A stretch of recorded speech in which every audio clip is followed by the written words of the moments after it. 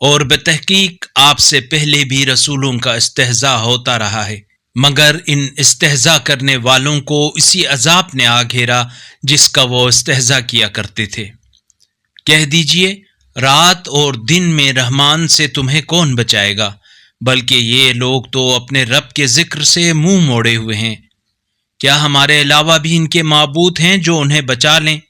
وہ تو خود اپنی مدد کی بھی استطاعت نہیں رکھتے، اور نہ ہی ہماری طرف سے ان کا ساتھ دیا جائے گا، بلکہ ہم تو انہیں اور ان کے آبا کو سامان زیست دیتے رہے، یہاں تک کہ ان پر عرصہ دراز گزر گیا۔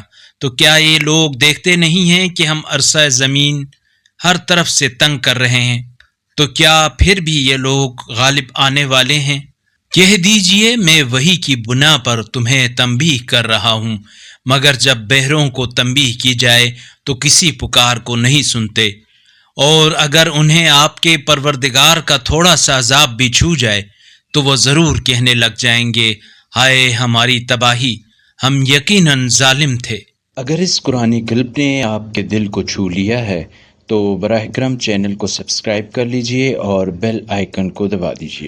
اللہ نور السماوات والارض، اللہ آسمانوں اور زمین کا نور ہے۔